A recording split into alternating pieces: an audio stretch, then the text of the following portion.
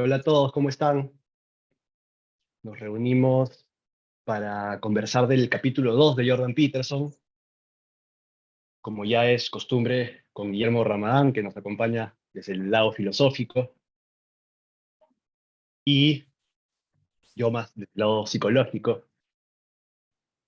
Em, ya tenemos la costumbre de tener esas conversaciones. Iniciamos con, en general, algunas ideas filosóficas y cómo se conectan la filosofía y la psicología. Y vamos ahora, estamos viendo el libro 12 reglas para vivir de Jordan Peterson, y vamos a centrarnos en el capítulo 2. ¿Algunas palabras iniciales, Guille? Bueno, primero saludarte, Feli, y como siempre, contento de tener este espacio. Vamos a, Nos vamos acostumbrando a leer a Peterson. Yo la verdad que es un autor que no manejaba mucho y sabía algunas cosas de él, pero más que nada por sus exposiciones, digamos, pero no de su lectura. Y bueno, ya nos estamos acostumbrando al tipo de escritura que tiene y creo que uno le va entendiendo un poco por dónde viene la mano. De todas maneras, vamos a tratar de ver qué nos llamó la atención de todo el capítulo. Creo que el capítulo se traduce, o lo traducen así, ¿no? Trátate a ti mismo como si fueras alguien que depende de ti. Pero ¿vos lo tenés en inglés o no? No No, sabés no, cómo en es. español también. Porque en inglés Eh, entiendo que que la traducción puede ser diferente porque tiene algo, digamos. Ya vamos a buscar cuál es la traducción en inglés. ya. Sí, trátate a ti mismo como si fueras alguien que depende de ti, claro, efectivamente. No estoy seguro de la traducción en inglés. Sí, creo que lo he escuchado a alguien eh, hablar sobre la traducción. Creería que a Pablo Muñoz Iturrieta, Sí, así es que el problema perdón, que siempre sí. tenemos con las traducciones, ¿no? Siempre hay algo que se pierde en la traducción. Sí, por eso es que sería bueno saberla Sí. exactamente. A ver, yo estoy tratando de encontrarla porque está bueno eh, tener, tenerlo. A ver, acá, ¿no? Acá sí. Quería hacer un pequeño resumen, de repente, para partir de ahí. Mientras entonces eso voy comentándoles un poco de qué va el capítulo en líneas generales, por lo menos mi toma general, que es Sí, por favor. Me parece que está muy bien. Lo hagamos así como aborda, para. claro, para ordenarnos un poco. Ujú. Él aborda el problema de por qué hay algunas personas a las que les cuesta mucho cuidar de sí mismas. Creo que es un problema con el que nos enfrentamos todos. Hay cosas que sabemos que deberíamos de hacer por nosotros que muchas veces terminamos no haciendo. Y él contrapone también esto al tema de las mascotas, ¿no? ¿Por qué a veces es más fácil cuidar de una mascota que de uno mismo? ¿Por qué a veces le damos más cariño, más dedicación a una mascota que, pues, a cuidarnos en nuestros aspectos inclusive más indispensables, como es la salud, ¿no? Y pone algunos ejemplos sobre eso. Y para darle una explicación a esto, él creo que reposa en una filosofía existencialista, en su aplicación psicológica, y sobre todo se vale de digamos, los primeros versos de la Biblia, los primeros capítulos, para explicar por qué, digamos, cómo son las categorías existenciales más esenciales por las cuales percibimos el mundo, para explicar también por qué de alguna manera nos encontramos a veces con esta dificultad de cuidar de nosotros mismos porque encontramos que somos falibles, defectuosos, tenemos toda una serie de carencias y de falencias, y al reconocernos de esa manera, a veces llegamos a una perspectiva más bien pesimista de quiénes somos nosotros, de quién es la humanidad, de qué vale la vida inclusive. Y de alguna manera eso nos acompaña en lo más profundo de nuestra conciencia. Y, y además, él propone pues que esto, que es una vivencia existencial profunda, es lo que nos aleja de no solo de cuidar de nosotros mismos, sino también de cuidar de los otros. Y como tú decías hace un rato detrás de cámaras, nos expone también al problema del mal, ¿no? Y después él ofrece la respuesta de que si bien es cierto, nos tenemos que enfrentar a esa realidad, también podemos enfrentarnos o más bien acompañarnos con el hecho de que somos en parte también de naturaleza divina, ¿no? Y que tenemos esta chispa de divinidad que es la de poder generar orden a partir del caos por medio del lenguaje. Y que eso nos hace también dignos de consideración y dignos de cuidado. Y que además hacer eso nos conviene nosotros, no solo a nosotros, sino también a las personas que nos rodean y nos podría permitir generar un mejor mundo eh, en el que estamos, podríamos decirlo así. No sé qué piensas de ese resumen. Muy bien. De hecho, hace todo eso. Va por ahí, vamos a ver si encuentra eh, un sentido correcto. Algunas palabras que se dan, yo creo bueno, que él hace justamente esto, ¿no? Eh, Tiene un apartado que se llama una chispa de divinidad, digamos que es donde él pretende la solución. Comenta sobre el bien y el mal, comenta bastante el Génesis porque creo que es interesante. A mí me gusta mucho que él se meta con la Biblia. Como te digo, no estoy de acuerdo muchas veces en su lectura de la Biblia, pero me gusta que la traiga a colación, sobre todo al ser un autor tan leído, nos permite remitirnos al texto más importante, ¿no? Que tiene la raza humana. Y bueno, sería interesante entender qué quiere decir cuando él habla de conceptos como, por ejemplo, bien y mal, orden y caos, eh, trata el tema de la libertad, trata el tema, bueno, del pecado original. eh, bueno, tiene varios tratamientos y realmente habla eh, sobre la serpiente mucho, y qué significa, ¿no? La serpiente, o sea, es como que toma la metáfora de la serpiente y empieza a ver serpientes, digamos, en nuestra vida, lo toma metafóricamente, cosa que está didácticamente muy bien hecho, pero tiene algunos peligros, a mi entender, la lectura. ¿Querés que vamos transitando el capítulo?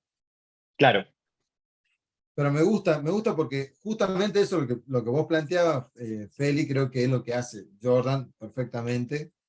O sea que es un resumen que está bien logrado porque exactamente de lo que está hablando.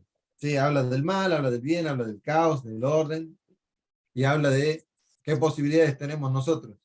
Justamente como él empieza diciendo por qué no te tomas las pastillas, ¿no? ¿Por qué cuidas más a los animales que a vos mismo? Eh, es interesante, vos sabés que cuando yo leí este capítulo, me recordaba, alguna vez yo daba cursos con algunas cosas de liderazgo, y de cursos de liderazgo con algunas cosas de neurociencia, y recuerdo como acá hay un neurocientífico que se llama Stanislao Barchat, que es bastante famoso acá, y él comentaba que los pacientes que se operan a corazón abierto eh, tenían la mitad de la posibilidad de sobrevivir. Entonces, de los que sobrevivían a corazón abierto, se les decía que durante un año ellos no podían consumir ciertos alimentos, tenían que cuidarse en la dieta, tenían que hacer ciertas cosas, porque si no se iban a morir. O sea, era así, digamos, así de literal y de trágico la indicación.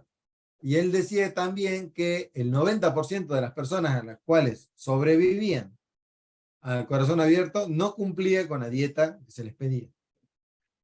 Entonces, era bastante interesante cómo él lo manejaba con el tema del cambio, ¿no? Cómo es que nosotros tenemos tanto miedo al cambio, él decía de esto, pero que incluso la muerte hace que nosotros podamos enfrentar o cambiar de manera radical, digamos, nuestras actividades, nuestras metas. En este caso, me vino a la mente porque justamente trata más o menos lo mismo, o sea, lo ve desde la misma óptica y perspectiva, ¿no? O sea, cómo es posible? Él se pregunta, ¿cómo es posible que vos puedas cuidar más a tu perro y darle las pastillas todos los días y hacer lo que tenés que hacer y con vos mismo no lo haces, no te cuidas a vos mismo? Y bueno, es como él lo toma de alguna manera como algo sorprendente de la humanidad, ¿no? Mm. Eh, y es donde él lo que cuenta, dice algo así: gracias a una antigua historia del Génesis, el primer libro del Antiguo Testamento, que conseguí encontrar respuesta a una pregunta tan desconcertante, digamos. O sea, él va al Génesis, o sea, a partir de esta pregunta, de esta situación que él veía, que observaba, es donde encuentra en el Génesis, leyendo la Biblia, una posible respuesta a esto. Y acá me permito leerte, creo que cuando empieza el título, La historia más antigua y la naturaleza del mundo, fíjate que en el párrafo segundo, él da cuenta un poco de la perspectiva que entiende que se tiene hoy por hoy. Fíjate, dice, donde está el párrafo que empieza las verdades científicas. ¿Ya? Bien, a mitad del párrafo dice, puesto que ahora somos tan científicos y tan determinadamente materialistas, viste que yo te decía que una de las miradas, digamos, de las cuales se puede hablar, o sea, él sabe que vivimos en un mundo materialista hoy por hoy, ¿no? Claro. Nos cuesta mucho incluso comprender que puedan existir otras formas de ver el mundo que de hecho existen. O sea, justamente la sociedad, sobre todo cierta sociedad dentro de la academia, es muy materialista, digamos. O sea, se va a manejar en ese ambiente, y en este caso le doy la derecha a él porque está tratando de salir del materialismo para poder entrar en otra forma de explicación. Justamente porque no encuentra en el materialismo la explicación a todo a lo que nos sucede, ¿no? Sobre todo en materia psíquica, digamos, siendo psicólogo. Es decir, que entiendo, no debería casarse con las teorías materialistas del ser humano, ¿no? Por ejemplo, plenamente la neurociencia, y darle toda la derecha a la neurociencia, porque la neurociencia justamente lo que es muy materialista. Hay que entenderla, digamos, entenderla, tomar lo bueno de la neurociencia, pero no entender como la justificación última de todo lo que sucede, porque es muy complicado, digamos, sobre todo porque no tiene toda la respuesta, obviamente. Y bueno, y es interesante porque a partir de esto, digamos, de este análisis que él hace, y él dice, bueno, nos cuesta mucho como materialistas y cientificistas entender otras perspectivas, que las hay, que a través de la historia se han ido dando. Ahí luego en el otro párrafo dice, antes de que emergiera la visión científica del mundo, la realidad estaba construida de una forma distinta. ¿Sí? Y acá nos va a dar cuenta, o sea, yo quiero que el lector pueda entender ciertas distinciones que podríamos hacer respecto de qué mirada tiene Jordan del mundo. Cuando él dice estaba construida, no es que la realidad está dada, que la realidad se construye. ¿Me explico? Esto es una distinción muy importante. Entender que la realidad se construye es, de alguna manera, lo que se critica en algunos ambientes como inmanentismo.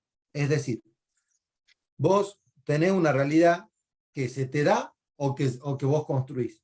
Son dos cosas diferentes. Si yo puedo construir la realidad, ¿sí? La voy a construir científicamente o la voy a construir con mitos y leyendas. ¿sí? Pero la voy a construir de todas maneras. El que tiene el poder de construir la realidad, objetivo, subjetivamente, pero la construye, es el hombre. ¿Me explico? Entonces, a partir de acá, estamos viendo una mirada antropocentrista. Y esto es un detalle, fíjense, ¿no? Es un detalle, o sea, es cómo escribe. Es darnos cuenta desde dónde está hablando él, o desde qué lugar vamos a ver si esto es coherente con lo que viene diciendo a posteriori. ¿Sí? Es interesante, digamos, para mí hacer ese análisis, porque yo me gustaría saber si el capítulo, por lo menos, tiene coherencia en ese sentido. ¿Sí? Si él considera que tenemos una realidad dada o que somos personajes que construyen esa realidad. Yo creo que luego lo matiza, pero es interesante la pincelada que nos da acá, ¿sí? Un poco como para poder entender, digamos, desde dónde está hablando él. Bien, eso me pareció interesante de ese tema, ¿no? Bueno, él ahí va hablando de cómo es que nosotros tomamos la experiencia personalmente de ciertas visiones y eh, bueno, que en realidad el ser, digamos, él habla del ser, lo que no entiendo muy bien a qué se refiere cuando él siempre marca el ser, se comprendía como un lugar de acción, no como un lugar de cosas. Eh, a ver, ahí está. Y me parece que es interesante cómo él va entendiendo la mirada dramática de la vida, digamos, que teníamos antes, ¿sí? Contra una mirada objetivista de hoy, ¿no? O sea, puesta en los objetos, en una realidad como del objeto y no de la vivencia particular. Y él dice como que en realidad nosotros desde toda la historia tenemos una mirada desde una vivencia, desde un existencialismo. En este caso él como que se vuelve un poco existencialista frente a miradas objetivistas que solamente tratan de ver la realidad en objetos, ¿no? En ese sentido, es como que eh, está tratando de volver a la esencia del ser humano en tanto ser existencial, ¿no? Podríamos decir en términos heideggerianos, ese arrojarse al mundo, o sea, devolvernos el arrojarse al mundo, ¿no? Que tenemos todo. Y bueno, así esta primera parte. Yo no sé, Félix, si tenés algo que decir Sí, desde sí. esa parte y si querés vamos avanzando. Yo pensaría que es interesante que marques esa palabra. Yo conociendo a Jordan Peterson, su obra un poco más, habiéndolo escuchado hablar, creo, sobre esto, me atrevería a decir que no se refiere, digamos, él no tiene una propuesta o una mirada de constructivismo social, ¿no? Definitivamente no. Él sí habla de la realidad como algo dado. Es interesante que acá, claro, aparece la realidad como algo construido. Ujú, De todos modos, él está construyendo algo, ¿no? A partir de su primer capítulo, él ya nos sitúa en una mirada evolucionista, ujú, ¿no? Y ahora nos va a hablar de categorías no conceptuales, que es algo también que conversábamos detrás de cámaras, ¿no? Que son estas categorías no conceptuales, que más bien son categorías de sentido, categorías existenciales, categorías de ese punto de encuentro muy fino entre lo biológico y lo mental, lo biológico, emocional, mental, ¿no? Digamos, ese transcurso que no se da de la noche a la mañana y que genera toda una serie, pues, de impresiones y tendencias en la mente, ¿no? Él diría que nuestra manera de percibir, que es un poco de lo que le está hablando aquí, ¿no? Nuestra manera de percibir está marcada por una forma totalmente distinta de ver el mundo que teníamos antes, que estaba centrada más bien en cómo actuar en el mundo como una especie de foro para la acción y no el mundo como algo lleno de objetos. que es una mirada muy actual en términos de existencia, ¿no es cierto? Porque tiene 500 años, claro. versus 150.000 años como seres humanos, pero inclusive él apostaría a que tenemos impresiones perceptivas o perceptuales aún más antiguas, ¿no? Que hay aspectos de nuestra relación con el mundo que se han gestado mucho antes y que han aparecido inclusive pues con la recurrencia de enfrentarnos a diferentes eventos, sucesos y fenómenos, y que podrían venir inclusive de no sé, momentos previos en la evolución, ¿no? Desde que somos, no sé, monos, o aún antes, ¿no? Porque hay cosas que van quedando en nuestra respuesta al mundo, un poco, ¿no? Entonces Sí, eso va generando símbolos, ¿no? Y entonces, claro, él dice que nuestra manera de entender, nuestra manera de posteriormente, inclusive conceptualizar, también va a tener una mayor adaptación o una menor adaptación. Si conceptualizamos las cosas de manera inadecuada, eso nos va a traer consecuencias. ¿No? Si empezamos, por ejemplo, si construimos una mirada del mundo, porque eso yo creo que es lo que él apostaría que estamos construyendo, una mirada del mundo, pero esa mirada del mundo puede ser equivocada y nosotros intentamos llevarla a la práctica, pues nos vamos a tropezar, ¿no? De pronto, no sé, tenemos un sistema político complejo que de alguna manera tiende a la corrupción y entonces estamos en un lugar como, qué sé yo, ¿no? Lima, Perú, que todos los años, en la época de lluvia, se encuentra con el mismo problema, que hay entrada de torrenteras y por la caída de lluvias hay muchas personas que pierden sus casas y que se ven afectadas año tras año. Y el sistema político no hace nada, porque tenemos una manera de haber construido nuestro interactuar y nuestros sistemas políticos que no terminan de ser adaptativos, ¿no? Entonces, claro, esa es una construcción equivocada, algo está fallando ahí, ¿no? Y la realidad es lo que es y es lo que te castiga cuando tú no logras proponer una construcción que se adapta bien. No sé si eso tiene sentido. claro, claro, claro. Está muy bien. Cuando uno, en ese sentido, él tendría una visión más realista. Sí, Pero creo que vamos a sí. ver, vamos a ver, digamos, cómo lo vamos leyendo, por lo menos el capítulo. Vamos Ujú. viendo qué más dice interesante en el capítulo. Eh, y luego viene acá un título que dice el dominio no de la materia, sino de lo que es importante. Creo que acá es donde él da el salto. Es decir, venía de un aspecto materialista, digamos, o quizá criticando el aspecto materialista, ¿no? Y entendiendo que hay cosas más importantes, digamos, donde el hombre se ha venido manejando, ¿no?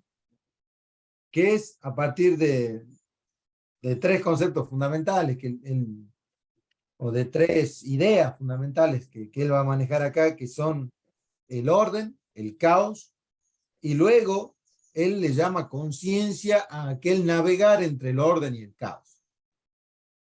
Eso sería, digamos, básicamente lo que él hace, ¿no? Él dice acá, bueno, sí, que los componentes que definen, digamos, la existencia humana es el caos, el orden y el tercero, le dice, es el proceso que media entre ambos, que resulta idéntico a lo que la gente hoy llama conciencia. Entonces, eso sería lo que él va a analizar. Y luego dice, caos, ¿qué es el caos? Se pregunta. Y el caos es el dominio de la ignorancia, plantea, ¿no? Eh, es como que, bueno, lo pone al caos como cuando no comprendemos, cuando, cuando no entendemos, cuando no conocemos, cuando nos da miedo, un poco esa parte.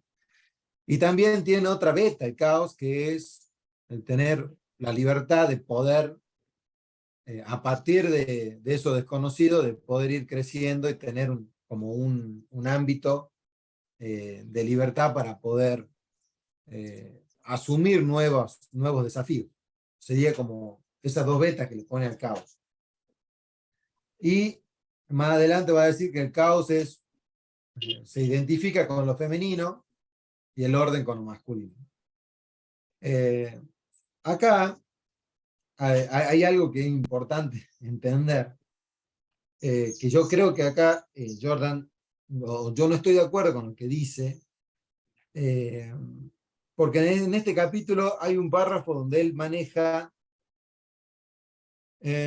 lo siguiente. Él dice: el caos es también potencial sin forma, a partir del cual el Dios del primer capítulo del Génesis causó el orden mediante la palabra. A esto se le llama materia prima, ¿sí? O sea, ¿qué es la materia prima? Es la materia informe, se dice, ¿sí? Que no tiene forma todavía. El problema con esto, te voy a hablar de filosofía estrictamente. En la filosofía aristotélica, por ejemplo, el problema de la materia prima es un problema lógico. ¿Por qué? Porque todo lo que es de alguna manera, digamos, tiene alguna forma determinada. No se puede concebir algo que no tenga forma. ¿Me explico? O sea, alguna forma tiene. Es como que la materia prima es necesaria para poder hacer el supuesto, porque nosotros tenemos materia y tenemos forma, ¿sí? Es como pensar que hay una materia prima que no tiene, que es como, ¿cómo te podría decir? Esas plastilinas a las cuales nosotros le vamos dando forma luego para poder hacer animalitos con los chicos, qué sé yo. Pero en realidad, esa materia prima no está, nunca estuvo en sí misma. Por ejemplo, ¿no? Cuando nosotros pensamos, y acá nos vamos a ir un poco a la teología, cuando nosotros pensamos en términos de creación y de cómo Dios eh, genera, ¿no? El mundo, eh, ¿qué sucede? Sucede que el pensamiento tomista, sobre todo, te dice que Dios tenía la idea, digamos, ¿sí? Y crea ex nihilo, de la nada, ¿sí? No es que crea a partir de una materia prima. ¿Por qué? Porque nosotros tenemos ser, el ser, digamos que en este caso sería identificado teológicamente con Dios, pero filosóficamente es el ser, ¿sí? Ese ser, cuando se efectiviza en algo, se efectiviza de una manera concreta, ¿sí? Nunca puede haber ser sin algo concreto donde se efectivice. O sea, lo que existe ya de alguna forma dada. Entonces, bueno, esto es un problema filosófico, metafísico muy, digamos, muy profundo en ese caso, ¿no? Él está, y yo lo cuento porque veo que él está tratando este tema, digamos, ¿sí? Vamos a rondar este tema, digamos, siempre. Cuando él pone que el caos y el potencial sin forma, a través de que Dios, en el primer capítulo del Génesis, causó el orden mediante la palabra. Es cierto, porque la Biblia habla de eso, ¿no? Habla o sea, da a entender una imagen como de aquellas aguas que o sea, que como que no había nada, había algo, pero como que no tenía forma. Da a entender eso, ¿sí? La Biblia. Pero bueno, teológicamente habría que hacer la aclaración. Y luego, que a mí me parece más interesante, sigue diciendo: es el mismo potencial a partir del cual nosotros, hechos a su imagen y semejanza, provocamos todos los momentos nuevos y llenos de cambio en nuestra vida. ¿Sí? Y dice: el caos es libertad, una libertad espantosa, es cierto. Bueno, acá, yo no sé qué te merece a vos, Feli, la frase que el caos es libertad, una libertad espantosa. Yo entiendo que acá se está tomando libertad como una libertad negativa. Esto es liberalismo puro. ¿Qué significa? el liberalismo se basa en un concepto de libertad negativa, y solo de libertad negativa. ¿En qué sentido? La libertad para el hombre sería la falta de coacción. Eso sería la libertad para el hombre, según esta definición, digamos, de lo que está dando del caos. Cuando vos tenés solamente una falta de coacción, es como que vos mirás el desierto, así decía acá Domingo Faustino Sarmiento, que escribe el Facundo, y que cuando el gaucho acá en Argentina se pone en la llanura y ve que es una llanura inmensa, digamos, que no puede abarcar, digamos, siente miedo de la libertad, ¿no?, que tenía. Es como esa sensación, esto es de lo que está hablando él, ¿no? De la sensación de que es caos, pero es un caos espantoso porque es algo que no podemos controlar, es algo que no sabemos a dónde nos lleva. Pero ciertamente ese es el problema del liberalismo y es el problema de la libertad entendida de esa manera. Yo diría que es un error entender así la libertad, porque la libertad tiene dos, digamos, podríamos decir, dos vetas que se unen y que sí o sí se unen. Una justamente es la falta de coacción, pero no termina ahí. La libertad específicamente es esa falta de coacción, preguntarse ¿para qué la quiero? ¿Me explico? Entonces, cuando uno tiene libertad, tiene una libertad para hacer algo. Y cuando nosotros tenemos ese objetivo puesto, el para qué, es donde completamos nuestra libertad. Nosotros tenemos libertad para desarrollarnos plenamente como seres humanos. Bueno, tendremos que entender qué significa esa frase, pero tenemos un porqué, o un para qué, mejor dicho. Entonces, puesto el objetivo, siempre el objetivo que tenemos, es que la libertad se va desarrollando en ese sentido. Entonces, la libertad no solamente es una libertad negativa, como se entiende, y es interesante que lo podamos explicar desde el libro, ¿no? Porque esto siempre lo explicamos y por ahí hay gente que se molesta, sobre todo los liberales, porque les decimos que ellos tienen el mismo concepto de libertad que, por ejemplo, los marxistas. Entonces se enojan mucho, porque dicen, no, yo no soy ni socialista ni marxista. No, entiendo, pero lo que pasa es que estás manejándote en un concepto de libertad, de autosuficiencia. ¿Me explico? O sea, yo puedo crearlo todo y sigue más o menos la línea de lo que hablábamos antes, sobre la construcción de la realidad. Entonces, cuando uno tiene una línea un concepto de libertad, de solamente falta de determinación, o sea, que nada me puede coaccionar, es donde yo puedo generar toda la realidad que yo necesite, psicológica y la realidad social, etc. Sí, yo sé que Jordan no avala esto, pero de alguna manera está como un poco subsumido en esta situación, sobre todo acá, ¿no? Me parece que quizá él en algún momento, seguramente en algún momento va a retomar el tema de la libertad, para ver, yo quiero ver cómo lo va manejando. Entiendo que a lo largo que vaya leyendo el libro, yo no leí todo el libro, pero vamos capítulo a capítulo, me parece que es más interesante. Así que bueno, no sé qué te merece a vos esta parte sobre el caos. Em, oh, te dejo, las cosas que voy diciendo te las voy dejando como preguntas también.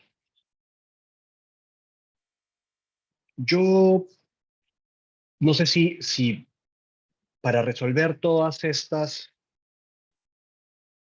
problemas que identificas, nos sirve igual recordar siempre que él está intentando hablar de categorías previas a las filosóficas, a las conceptuales, a las teológicas.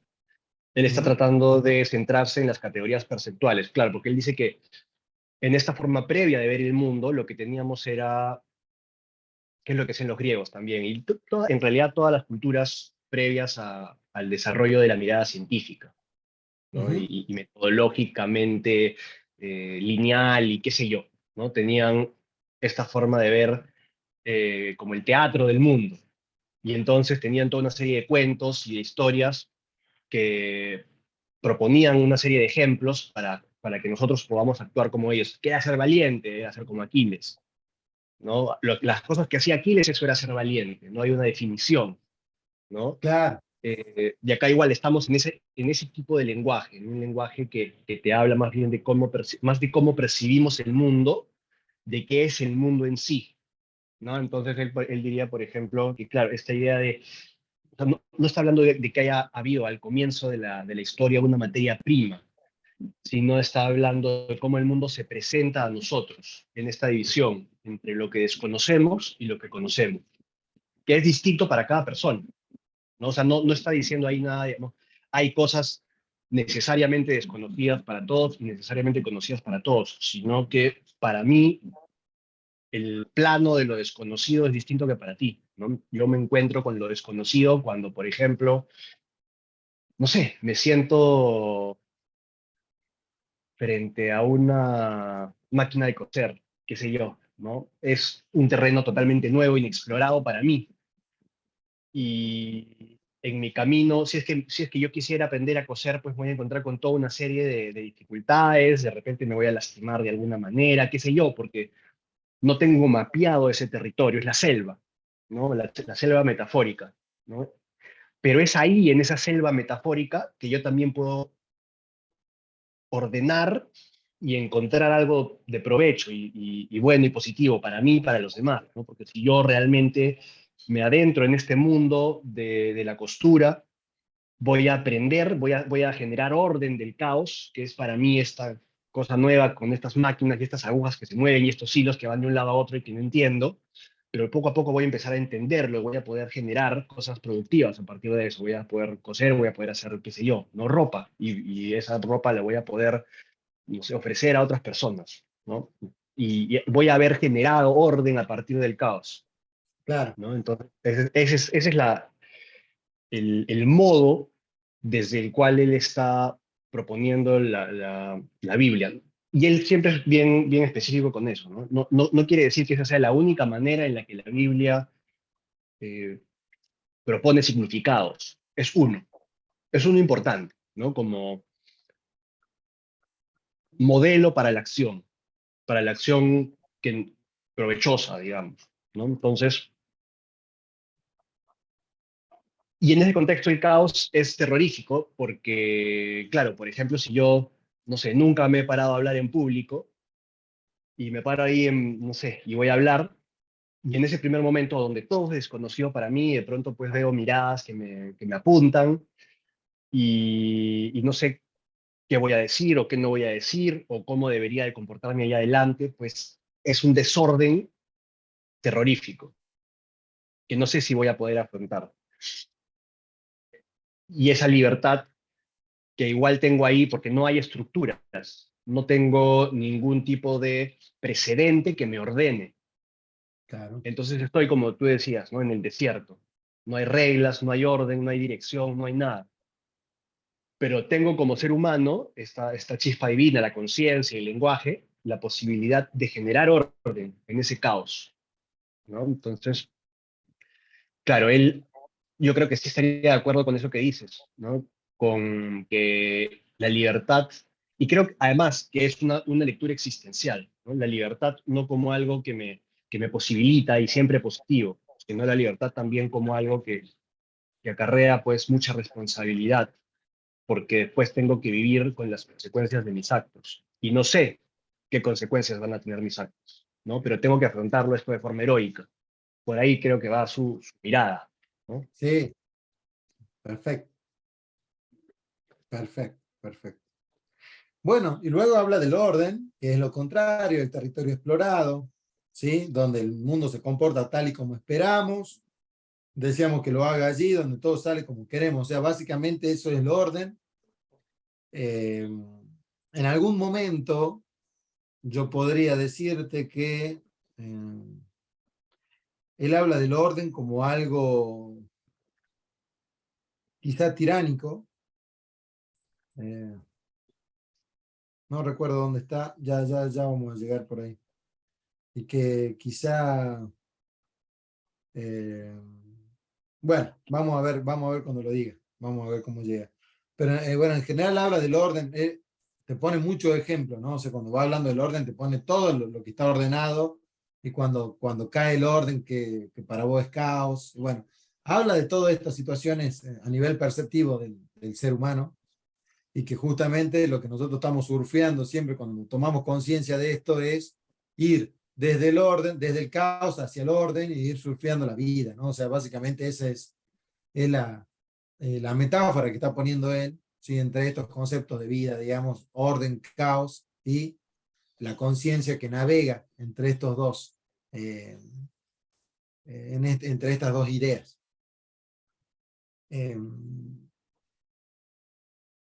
Otra de las cosas eh, estaba viendo, ¿no? Decía, acá, por ejemplo, ¿no? Ya entrando en algunas cosas a mí me interesa porque cuando yo lo leo, por ahí leo cosas que son, por ejemplo, teoría del conocimiento, ¿no? O sea, él, ¿desde qué lugar habla o qué lugar tiene su teoría del conocimiento? Dice, acá cuando dice el caos y el orden, la personalidad femenina y masculina, bueno, ya dijimos que él, de alguna manera, asimila el orden con lo masculino, con aquel que, bueno, y lo torna de una manera evolucionista. ¿En qué sentido? En que siempre lo masculino se ha ido dando a partir del orden bueno, durante siglos, durante miles de años, millones de años, y bueno, da ejemplos, digamos, en ese sentido, que hemos ido asimilando a lo masculino como orden y al caos como lo novedoso, a lo femenino como lo novedoso, que muchas veces asimila al caos, ¿no? O sea, en el buen sentido también, ¿no? Lo habla. No solamente que el caos lo toma solamente en un mal sentido, sino también como una posibilidad. Pero acá dice algo bien interesante, dice, pero la percepción, perdón, vamos a leer todo el párrafo para que se entienda. Dice, el orden y el caos no se entienden en un primer momento de forma objetiva, como cosas u objetos. O sea, él dice, eso no lo percibimos tal cual.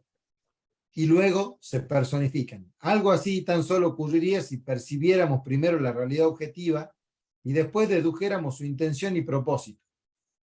Pero la percepción no funciona de esta forma. Acá quizá podríamos debatir un poco. Dice, a pesar de lo que podamos pensar, la percepción de las cosas como herramientas, por ejemplo, ¿no?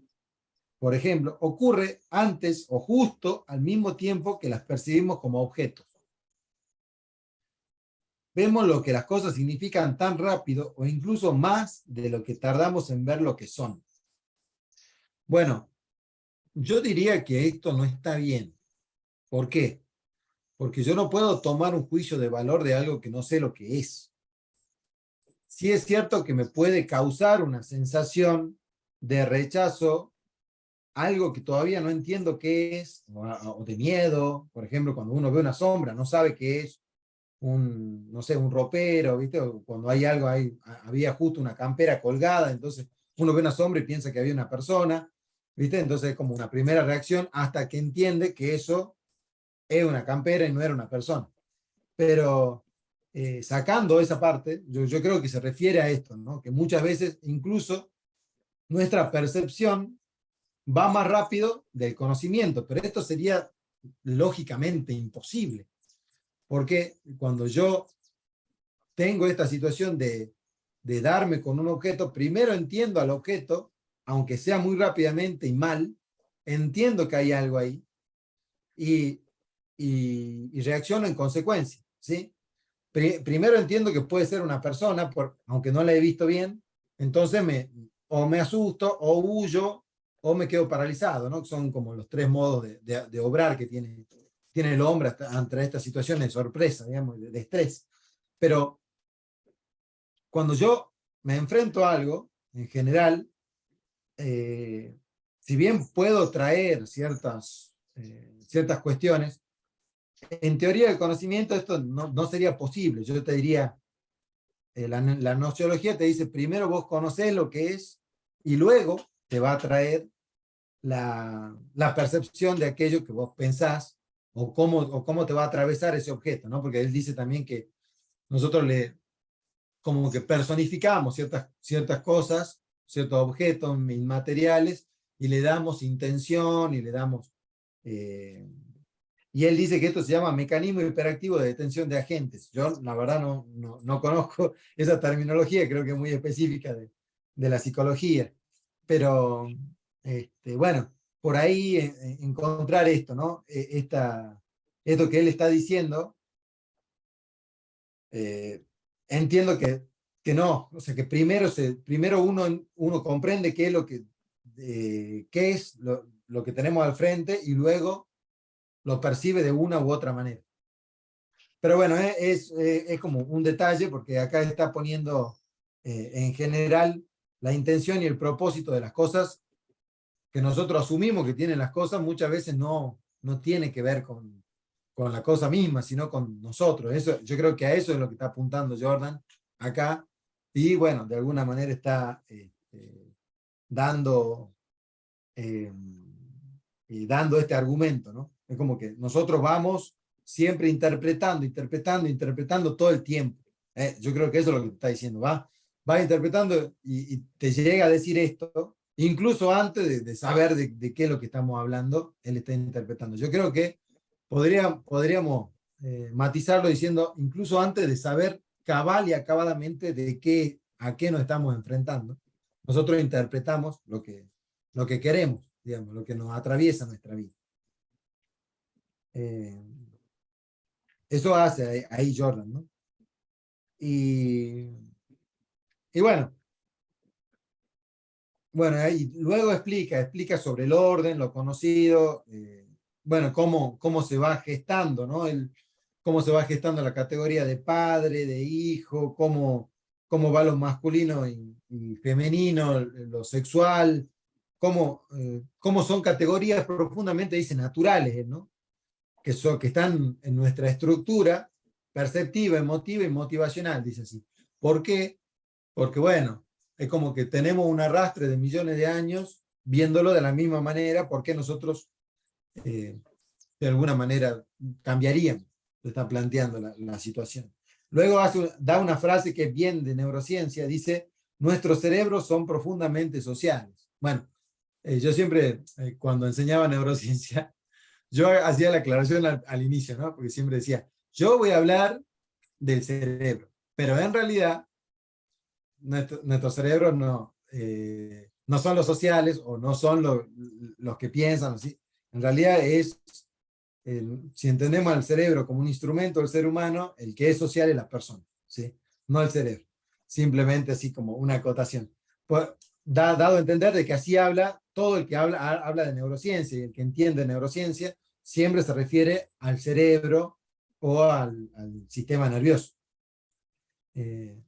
Dándole una entidad, ¿no? Lo que pasa es que por ahí, cuando uno se vuelve cientificista, y esto es una crítica al cientificismo, no a Jordan Peterson, sino empieza a entender al cerebro como una cuestión autónoma, digamos, y no como un instrumento de la persona. Entonces, bueno, ahí tenemos problemas, digamos, porque bueno, por ahí podemos sacar conclusiones apresuradas. Y bueno, es como que toma, digamos, un poco de la evolución del cerebro. Yo creo que él comparte esto, ¿no? De que el cerebro ha ido evolucionando a partir bueno, de los siglos. Y, y bueno, hace una acotación acá, dice, el orden es Dios Padre, el eterno juez, el que lleva los libros de cuentas y el que otorga la recompensa y los castigos. Bueno, este es un modo interesante de ver a la religión, cómo se ha visto muchas veces esto de él te recompensa o te castiga en función de, ¿no? Esto yo creo que es una visión bastante superada un poco. Entiendo que lo que él está describiendo no está haciendo un juicio de valor, está describiendo de dónde venimos nosotros y cómo es que nosotros estamos viendo el orden. Así que bueno, bueno, después explica un poco cómo es el tema del caos y cómo se asocia a la mujer, ¿no? A la mater, el origen, fuente, la sustancia de la cual están hechas las cosas. Por eso es que viene, digamos, el tema de la madre y por qué se lo vincula a lo femenino, al caos. Pero, eh, y acá hay algunas cosas que sí me gustaron bastante. Por ejemplo, ¿no? Dice lo siguiente. el conocimiento del qué te ayuda a saber el cómo. Es a partir del cual obtienes el debería. Y esto tiene que ver con lo que es causa final, ¿sí? Causa formal y causa ejemplar. Acá está tocando las tres causas. Recordemos, en Aristóteles tenemos la causa eficiente, la causa material, la causa formal y la causa final, ¿sí? Y luego hay otra causa que se le dice causa ejemplar.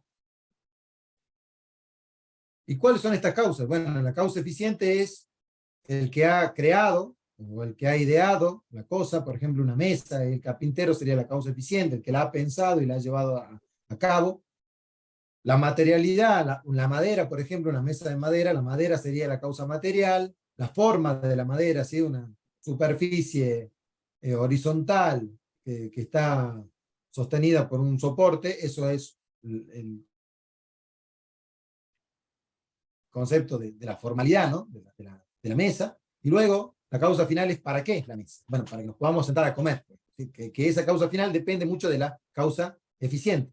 O sea, quién ha creado para poder decir para qué sirve lo que estamos utilizando. Y luego, la causa ejemplar. Entonces, cuando él dice el conocimiento del qué, o sea, el qué entender la causa material y formal, pero sobre todo la formal es qué, te ayuda a saber el cómo, o sea, el cómo poder construirlo, por ejemplo, cómo poder realizarlo. Y es a partir del cual obtienes, o sea, de qué es eso, poder saber para qué sirve, ¿sí? O sea, es qué es lo que estoy haciendo en mi causa formal. Me va a decir para qué me sirve lo que, o para qué está hecho, digamos, determinado objeto, que sería la causa final, o el hombre, por ejemplo, también, y ahí obtenemos el debería, que sería la causa ejemplar. ¿Y qué es la causa ejemplar? El modo de obrar, o el modo de desenvolverse, o el modo de ser ideal que nosotros tenemos siempre presente. Por eso que nosotros decimos, bueno, esto debería ser de esta manera. Luego vamos a la realidad y entendemos que no lo es. Pero nosotros podemos captar un debería. ¿Y de dónde sacamos ese debería? Bueno, de lo máximo que podemos entender, del ideal. Nosotros, en ese sentido, entendemos que siempre hay ideales de cosas que por ahí nosotros nos acercamos más o menos, pero siempre existe el ideal como causa ejemplar de aquello que debería funcionar de una manera y no de otra. Como para que vamos entendiendo de qué dice, ¿no? Bueno, yo dándole un trasfondo filosófico a una frase muy sencilla que él está dando, pero muy profunda al mismo tiempo. Y acá él dice dice, bueno, que esto habla del camino, la senda, ¿no? Que nosotros vamos manejando, ¿no? Dice, el camino, la senda de vida, taoísta en este caso, dice, se representa en el límite de las dos serpientes idénticas, bueno, eso del Tao, pero luego dice, el camino de la senda del buen ser. Es el mismo camino al que se refiere Jesucristo en los evangelios, plantea, ¿no?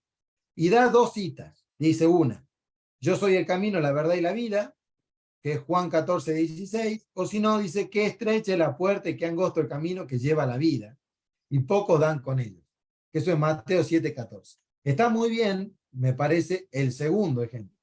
El segundo ejemplo sí, es cierto que se plantea, digamos, como algo estrecho y no algo liberal, ¿sí? Sino, me parece muy interesante ahí que es algo estrecho lo que nos lleva a la vida.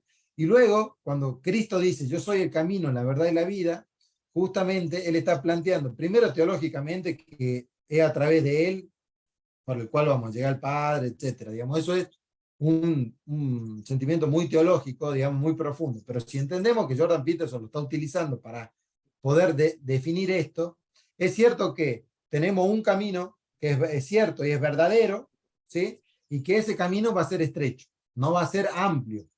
Por eso podemos retrotraernos un poco al concepto de libertad y podemos decir, la libertad es justamente hacer una cosa determinada para lo que estamos hechos y no cualquier cosa de la que se nos presenta en el mundo. O sea, no es ancho el camino, ¿sí? Para tener cualquier posibilidad, sino escoger una posibilidad y llevarla a cabo. Creo que eso es de alguna manera un mensaje que quiere dar él, ¿no? Así que, y por último, así ya te dejo que me comentes un poco, Félix. Tiene una frase acá que dice, habitamos eternamente el orden, que está rodeado por el caos. Bueno, y esta es una mirada que tiene él, de que nosotros estamos habitando en lo que hoy, por ejemplo, se llama mucho zona de confort, ¿viste? O sea, a través del coaching se hizo muy famoso esto, digamos. Bueno, como muy light, digamos, el concepto, digamos, como para que todo el mundo lo pueda entender. Pero creo que se entiende, que nosotros entendemos que nos manejamos en un mundo de orden y que el caos está fuera de nosotros, ¿sí? Eso es algo que... Y que nosotros nos protegemos y cada vez que salimos estamos habitando el caos, estamos como de alguna manera ordenándolo a nuestro mundo. O sea, aquello que desconocemos es caótico y aquello que está cerca de nosotros y conocemos y sabemos cómo funciona es el orden y la paz para nosotros. Bueno, yo diría que esta mirada tiene yo no la comparto. ¿Por qué? Porque yo diría que en general nosotros tenemos que poder ver, yo no digo que Jordan Peterson se está diciendo que esté bien, simplemente yo voy a hacer otro tipo de mirada. Yo diría lo siguiente, es importante entender que aquello que yo considero caos en este momento, que creo que es lo que está diciendo él, es orden, pero es un orden que yo desconozco. ¿Me explico? Y es otro modo de entrar en otro lugar. Porque cuando un chico, generalmente los niños, ¿no? Cuando desconocen se ponen nerviosos, hasta que van entendiendo que pueden con lo que están haciendo, ¿no? Por eso es muy importante acompañarlo y no empujarlo a los chicos, digamos, ¿sí? Para que se estrellen, digamos, porque si no después no van a querer salir a aprender nada. Simplemente hay que acompañarlos para ir haciéndolo de a poco. Entonces, lo que te digo es, cuando se entiende, cuando nosotros tenemos el concepto de que tenemos que poder habitar en otro orden de cosas, podríamos decir así, es más fácil que pensar que lo que está afuera es caos y que yo tengo que salir al caos. ¿Me explico? Porque de alguna manera todo tiene su orden. Cuando nosotros nos desordenamos, ¿sí? Estamos invirtiendo el orden, digamos, de las cosas, probablemente. Esto es ya un concepto tomista, ¿no? El desorden. O sea que el mal en realidad es un desorden de cosas. Cuando nosotros nos desordenamos, bueno, por ahí es que entendemos las frustraciones de la vida y todo de lo que habla Peterson. Pero es en ese desorden. Pero cuando nosotros nos asimilamos a algo nuevo, yo creo que es mejor mirarlo desde una mirada, eh, desde el orden siempre. Digamos, decir, yo me voy a involucrar en otro orden, que tengo que aprender, que para mí puede ser caótico al principio, pero en realidad es otro orden. ¿Me explico? Entonces eso me daría de alguna manera una tranquilidad para poder habitar otros espacios que están fuera de mi alcance. Bueno, por ahí, Feli, creo que hablé mucho. No, no, está bien, estamos adentrándonos. Estoy, estaba escuchándote y pensaba que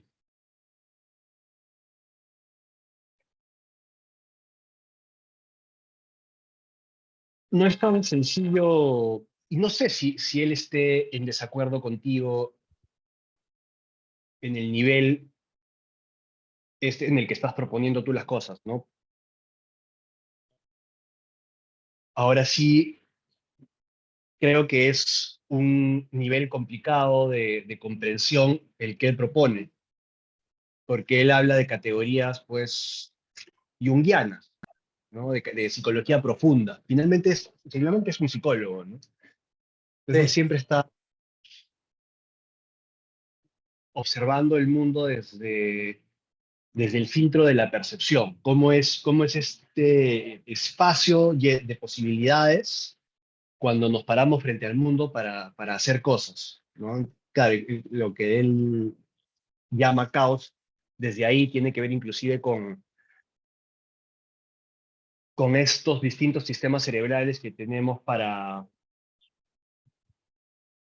ir adaptándonos al mundo, ¿no? Claro, es cierto, frente o con respecto a lo que decías hace un momento, ¿no? De que el caos siempre es algo que nos rodea. A mí me resultaría difícil pensarlo distinto, ¿no? Porque,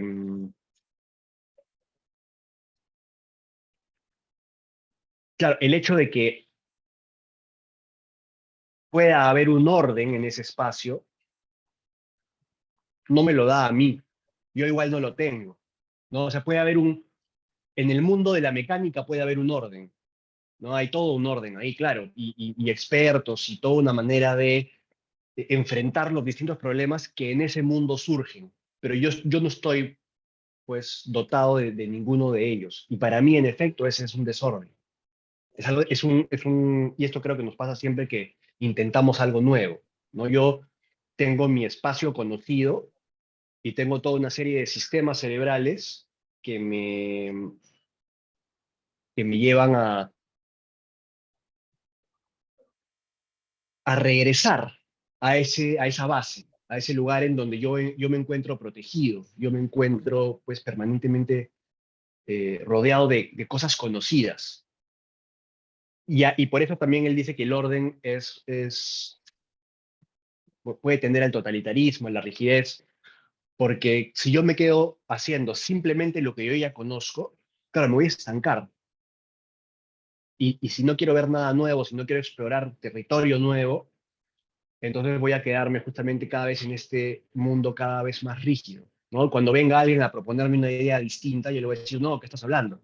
Estás diciendo cosas raras, ¿no? Claro, Pero más bien dando un paso hacia ese desconocido, hacia ese mundo de puro potencial, donde yo no encuentro orden, entonces puedo crecer, puedo ponerme en contacto con cosas nuevas y convertirme en más de lo que soy, es la única manera, ¿no? Es justamente por eso el caos tampoco tiene una acepción únicamente negativa, porque el caos es de donde nace todo lo nuevo. El caos es la posibilidad de producir, ¿no? Es difícil producir únicamente desde lo ya explorado y lo ya conocido, ¿no? Ahí ya todo está ordenado. Ya no hay más orden que darle a las cosas, ¿no? Bueno, en fin, son, igual es importante pues cuestionarlo, ¿no? Pero son categorías por lo menos interesantes, porque claro, nos proponen no una descripción objetiva de las cosas y conceptuales, ¿no? Esto que decíamos, ¿no? Él propone categorías arquetípicas. Y él diría, claro, por ejemplo, un barranco. Un barranco no es un lugar de ciertos metros de altura que cambia de la horizontalidad a la verticalidad de manera abrupta. Esa es una descripción mucho más conceptual, ¿no? Él diría que antes que eso, no únicamente, desde luego, porque tenemos la capacidad ¿no? Tenemos la razón, que nos permite justamente racionar, ordenar, ¿no? Pero previo, lo primero que tenemos internamente, justamente porque somos toda una serie de legados evolutivos, es lugar del que me caigo, lugar del que me puedo caer. Y ya después puedo claro, decir, ah, tiene tantos metros de altura, etcétera, etcétera, ¿no? Y ese tipo de categorías también es a las que él se refiere cuando habla de orden y de caos, ¿no? Otro tipo de categoría similar sería la muerte, ¿no? Tenemos maneras y se han observado, digamos, en restos de tribus, un tratamiento particular de la muerte antes de tener un concepto de lo que es la muerte o un lenguaje para referirnos a la muerte, ¿no? Por ejemplo, ya nos habíamos topado tanto con la muerte que era una realidad que sin poder describirla con palabras ya nos generaba toda una serie de vivencias como de repente miedo, de repente una necesidad de darle un lugar especial a esa persona caída de la tribu, de rodearla de las cosas que en vida tenía, ¿no? Y y se iba formando desde un lugar más profundo y simbólico, que todavía no era lingüístico, una forma de proceder frente a la realidad de la muerte. ¿no? Por ejemplo, ¿no? Eh, y sí, bueno, pues habla de estas categorías a las que te refieres, que son orden y caos, el orden como masculino, lo femenino como caos, que igual no son categorías positivas y negativas exclusivamente, ¿no? Porque el orden lleva a la rigidez y al totalitarismo, y el caos lleva también a todo lo nuevo. Justamente es como la mujer, de algún modo, tiende a relacionarse en muchas culturas con justa razón, porque pues también son las madres, ¿no? Las que producen seres humanos nuevos, las que de algún modo traen a la luz a los nuevos individuos de la especie humana con todo su potencial, ¿no? Digamos, no hay un mayor dar a luz a esa cantidad de potencial que en ese fenómeno. Eh, sí, no sé si me quedó algo afuera, pero no sé si esa forma de verlo te parece problemática también. No, me parece interesante, o sea, cuando ibas explicando el tema del orden y el caos, es cierto como lo ve Jordan. Ahora, eh, me parece que podríamos pensar algunas consecuencias de esto. Por ejemplo, cuando yo soy una persona que tiene un orden y quiero trasladar ese orden a otro orden de cosas, podríamos decir, muchas veces yo me vuelvo totalitario.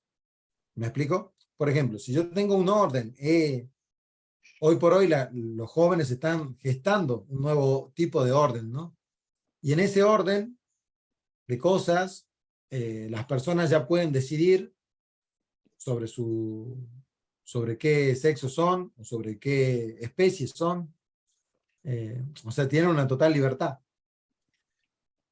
Y empiezan a suceder ciertas cuestiones que son complicadas, pero ellos quieren mantener ese orden y ven que todo lo que está fuera de ese orden es caótico.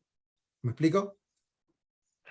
El problema con el orden es que el orden es bastante objetivo. ¿Por qué? Porque el orden se ordena a una cuestión natural. Eh, es decir, el peral da peras y esa es su función y esa es su naturaleza. ¿Me explico? Entonces, cuando nosotros sacamos la palabra naturaleza eh, de la sociedad y estamos imponiendo las cuestiones que nosotros queremos, ahí creo que en la cuestión de ver en lo otro de lo mío, o sea, en lo otro, un caos, puede ser, puede llegar a ser peligroso.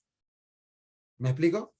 Porque si yo vivo mi orden como lo correcto, como lo que tiene que ser, me voy a ir al otro lugar, al lugar del otro, que vive en un caos y voy a tratar de ordenarlo. ¿Me explico? Pero si mi orden es puramente subjetivo y no tiene nada que ver con la realidad, y el orden yo no lo puedo observar en la realidad, sino que depende de mi propia subjetividad. Acá estaríamos haciendo una distinción porque sería el orden para mí, lo que sería ordenado para mí, que creo que de lo que está hablando acá, ¿no? Jordan, y de estas categorías profundas que vos hablabas, de la psicología profunda, digamos, de estas categorías, yo creo que ontológicamente el orden es otra cosa. ¿Me explico? Entonces, Ujú. hay que poder entender lo ontológico para que luego yo pueda amoldar mi percepción de las cosas. A eso me refería cuando yo te decía, es cierto que vos me decís, bueno, yo todo lo que veo lo vivo como un caos. Sería algo así. Pero una cosa es que yo lo viva como un caos y otra cosa es que sea un caos. ¿Me explico? Claro, Entonces, si yo soy consciente de que allá no hay un caos, yo lo vivo como un caos porque a mí me cuesta aprender, me cuesta hablar en público, me cuesta algo lo novedoso porque tengo miedo de que me lastimen o por lo que sea, está bien, digamos eso. Pero uno entiende, comprende, creo que sería un paso adelante, entender de que no todo es un caos. ¿Me explico? claro, Que claro. hay un orden de las cosas y que ese orden de las cosas me va a hacer bien. Otro punto importante. El orden no es tiránico en sí mismo. ¿Me explico? En sí mismo. Ahora, si yo quiero ordenar, ¿cuándo se vuelve tiránico el orden? Cuando yo quiero ordenar todo a mi propia percepción de las cosas. ¿Me explico? Entonces, bueno, por ahí vería, digamos, como para poder seguir conversando de esto, es bastante interesante, porque bueno, se podría ejemplificar de mil maneras, ¿no? O sea, hoy vivimos en lo que se llama la tiranía del relativismo, o sea, justamente esto es lo que se denunciaba Benedicto XVI cuando decía, y el tipo de orden que vos estás proponiendo es el tuyo y querés, y sos tiránico en el sentido de que vos vas a querer proponer el mismo orden para todo el resto de las cosas ontológicamente, o sea, o moralmente, ¿sí? O sea, te querés imponer el relativismo. Y bueno, es bastante interesante en ese sentido.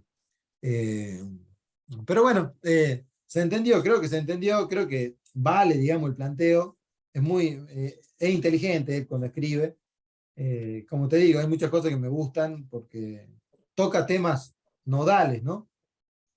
En ese sentido es bueno porque toca temas nodales a partir de un título bueno, que en realidad, digamos, creo que es más una excusa para poder tocar temas que son muy importantes.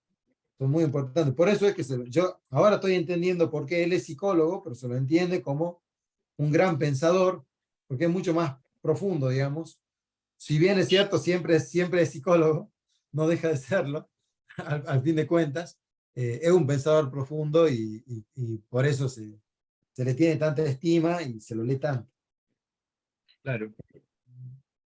Y él está interesado siempre en, digamos, te deja una moraleja, Mm, no, claro, porque es su interés finalmente, ¿no? Su interés principal es cómo nos organizamos en el mundo para vivir mejor, ¿no? Entonces, claro, él está proponiéndonos todas estas categorías igual para poder ordenarnos de manera adecuada en el mundo, ¿no? sí, O lo que él propone que es lo adecuado, ¿no? Entonces, efectivamente, estas categorías experienciales no las propone como la realidad en sí misma. Si él propusiera lo que es el orden realmente en sí, no sé a qué se referiría o cómo lo propondría, pero muchas veces lo hace refiriéndose a Dios, como ¿no? Dios es lo que ordena, la realidad, más que la realidad, y es a lo que te adaptas o, o sufres, ¿no? Entonces, claro, cuando tú creas un orden que no se adapta a esa realidad, vas a sufrir, que es un poco el ejemplo que tú propones, ¿no? Es como, claro, si creamos un orden totalmente basado en el relativismo y pues tachamos de la existencia la categoría naturaleza, ese orden nos va a meter en una serie de problemas y además para, como, ¿qué es lo que está pasando? Para tantas personas esto termina siendo antiintuitivo y claramente falso, que las personas se defienden de eso y dicen, pues no me puedes proponer que uno puede ser hoy día hombre, mañana mujer, y pues pasado mañana algo en el medio, porque la percepción, la subjetividad no lo es todo, hay toda una serie de elementos reales que acompañan nuestra vida subjetiva y que, de los que no te puedes desprender así nomás como así. Hay pues categorías biológicas que limitan hormonalmente y generan toda una serie de realidades sólidas que no cambian así nomás como por el capricho humano, ¿no? Entonces, terminas defendiendo eso de manera totalitaria, justamente, porque hay tantas personas que dicen, bueno, oye, no, esto no me hace ningún sentido, que tienes que imponerlo políticamente, que es un poco lo que se está haciendo, ¿no? Es como, no, esto es así, lo voy a poner en ley, lo voy a poner acá en un artículo, claro, lo voy a hacer porque orden. lo voy a convertir en orden, ¿no? Y claro, efectivamente para esas personas ese es el orden, y lo que a estas otras personas o nosotros propondríamos es no sé, el monstruo de la tiranía y el fascismo, ¿no es cierto? Claro, pero es una mirada muy sesgada de la realidad que está desconociendo algo tan básico como la reproducción sexual, ¿no? Claro, sí. Sí, sí. Bueno, ese es justamente los peligros, digamos. Y estas categorías nos permiten pensar en esto. Eso es muy interesante. Se podría pensar de esta manera. ¿Te parece que avancemos un poco más? Es largo el capítulo, hay Te- te- muchas. sí, te Mm. quería proponer más bien que lo dejemos para la próxima. Dale, dale, dale. Dejamos la segunda mitad del capítulo que es un poco más teológico y que ya tiene que ver con la naturaleza de por qué es el hombre del modo en el que es, ¿no?